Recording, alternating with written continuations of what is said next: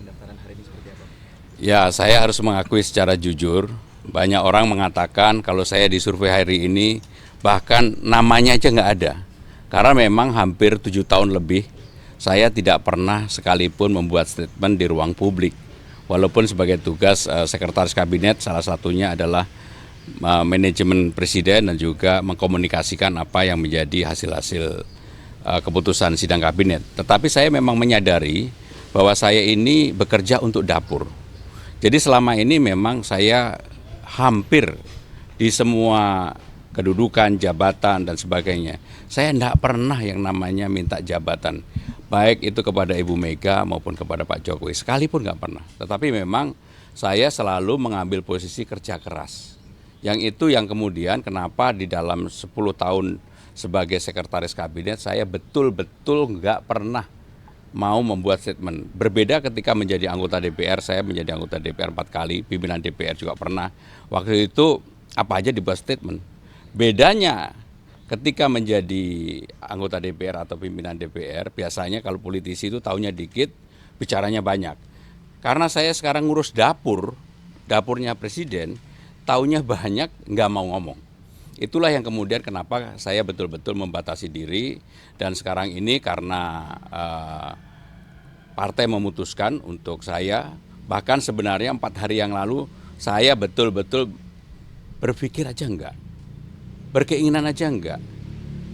Sehingga dengan demikian bahkan sebenarnya pada hari ini harusnya saya dan keluarga itu udah cuti. Udah minta izin kepada presiden, udah minta izin dan mendapatkan izin untuk. Tetapi karena ini kemudian saya mendapatkan amanah, ya saya pasti akan bekerja keras untuk itu. Saya bukan orang yang setengah-setengah, saya akan bekerja keras dan untuk bekerja keras saya kemarin di-challenge sama Bapak Presiden, bisa nggak sehari 12 titik? Saya bilang, Pak saya akan buktikan, mungkin lebih dari itu.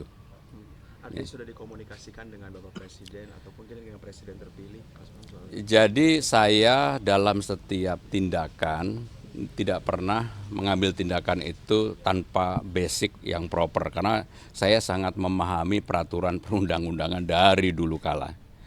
Ketika saya ada sinyal dari partai, dari Ibu Mega untuk diberikan amanah di DKI Jakarta ini, ada 2 orang yang saya langsung kontak dan konsultasikan. Yang pertama kepada istri saya, Hani Pramono. Tentunya saya harus minta izin karena dia udah menyiapkan mau berangkat, kebetulan sahabat saya mau menikah di Italia, anaknya sahabat saya. Tiket udah dibeli, hotel udah dipesan, hari ini harus berangkat, harus dibatalkan. Itu kejadian 4 hari yang lalu. Saya minta izin istri saya. Awalnya istri saya ngapain? Itu yang mendasar. Tapi begitu akhirnya saya jelaskan bahwa saya memang kalau diamanahkan untuk bekerja saya tidak pernah menolak. Yang kedua tentunya kepada Bapak Presiden. Saya berkonsultasi, saya datang langsung dan saya juga telepon langsung. Dan ketika saya berkomunikasi duduk berdua sama beliau setelah beliau pulang dari Lampung, beliau tertawa terbahak-bahak. Beliau bilang begini, Mas maju. Mas maju gitu. Karena kalau berdua memang kadang-kadang beliau memanggil Mas. Mas maju. Ini tidak semua orang yang diberikan amanah seperti itu. Pak, saya minta izin, Bapak izinkan. Saya izinkan, Mas harus maju. Jadi inilah yang saya komunikasikan dan terus terang teman-teman media pasti tahu saya sama semua menteri juga berhubungan sangat baik.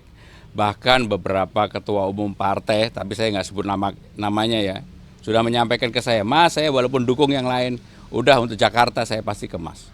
Gitu. Jadi Mas Pram memang kemudian dimandatkan untuk maju tahunya kapan Mas? Maksudnya dipastikan maju apakah? Jadi finalnya kalau mau jujur ya, saya sebenarnya terus berusaha untuk tidak maju. Terus berusaha untuk tidak maju. Finalnya baru kemarin sore. Saya bertemu Ibu Mega. Ibu Mega menyampaikan Pram final karena saya sama Bu Mega udah 27 tahun. Jadi hubungan memang sudah sangat dekat sekali. Dan saya di partai pun sebenarnya sudah nggak mau cawe-cawe, nggak mau tampil. Tetapi karena amanah ini saya bilang sama beliau, Mbak, baik, bismillah, saya maju sama Rano. Saya minta doa restunya. Udah itu aja. Jadi baru kemarin. Berarti yang hari Senin pada saat pengumuman gelombang ketiga itu belum? Itu menolak.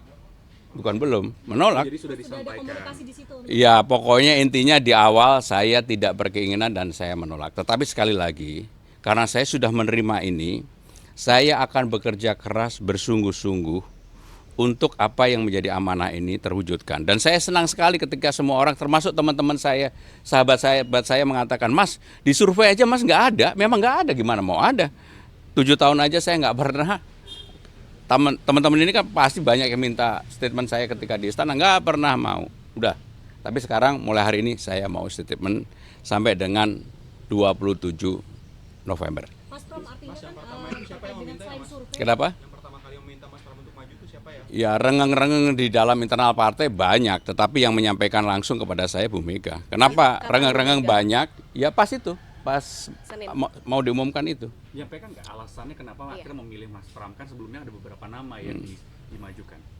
Ya yang pertama ibu-ibu kan udah sangat senior, pengalaman panjang untuk maju di DKI ini kan juga nggak gampang.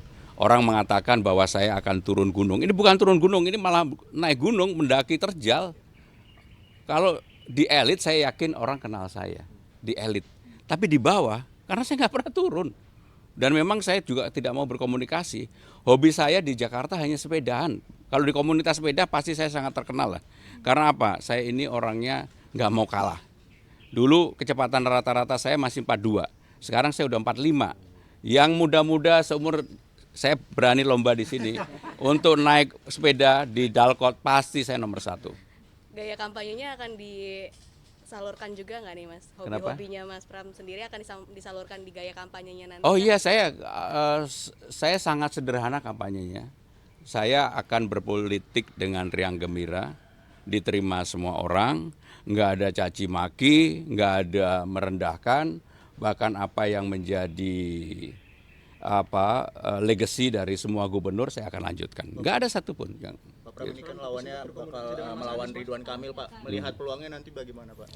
Ya kalau udah mau maju ya tarung, bahwa dia didukung oleh semuanya, saya sendirian nggak apa-apa. Saya berkoalisi sama siapa? Sama rakyat aja. Gitu. Mas Pram sempat berkomunikasi dengan Mas Anies ya, Mas?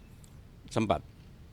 Apa yang disampaikan? Ya secara jujur saya hari Minggu atau hari Sabtu saya nelpon Mas Anies. Yang nyambungin sebenarnya Ketua DPD.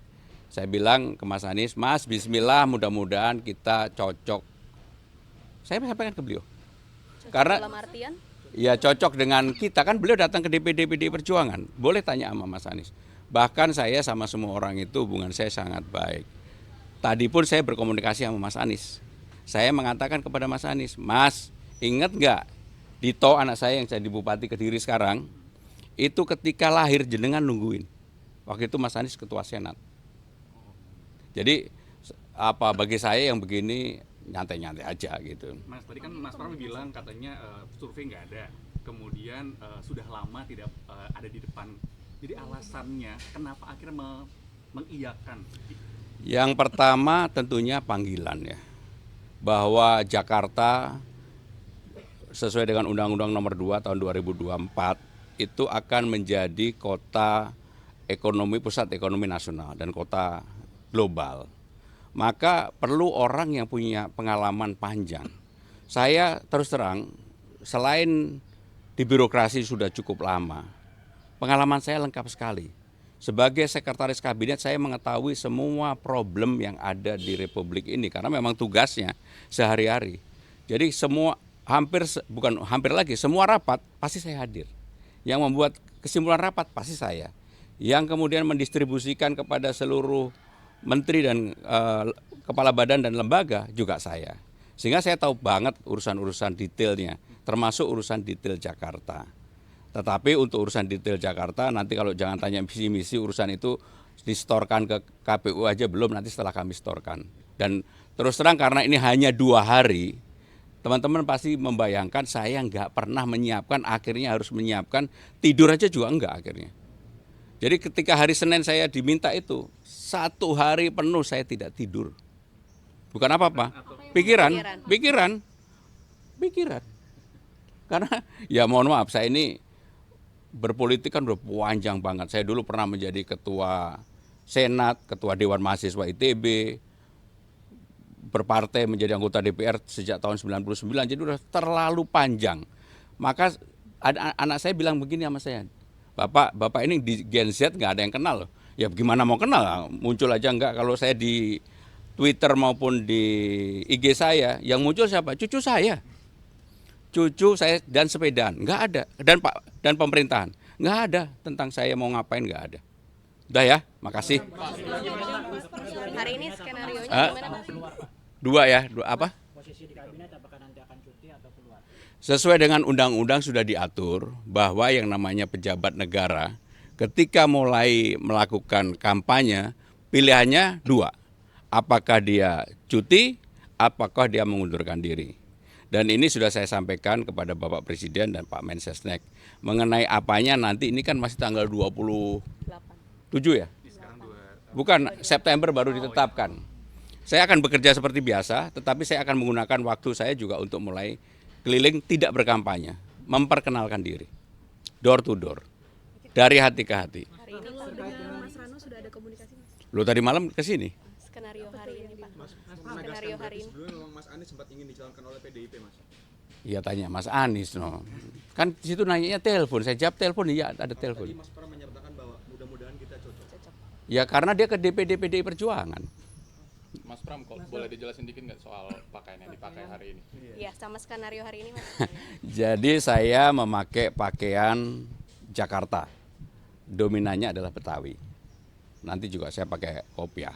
Kenapa saya pakai pakaian ini? Karena ini di Jakarta. Walaupun saya orang dilahirkan di Kediri, orang tua saya orang Jogja, saya besar di Kediri sampai SMA, kuliah di ITB dan seterusnya. Tetapi saya memberikan apresiasi penghargaan bahwa saya berpakaian seperti ini ingin menunjukkan saya akan mengetuk pintu untuk semua hati yang ada di Jakarta bahwa saya mudah-mudahan diberikan mandat restu untuk bisa berkontribusi di Jakarta ini. Ya, makasih. Hari ini DPP dulu lalu habis itu ke KPU. Skenario yang ikut yang ngatur.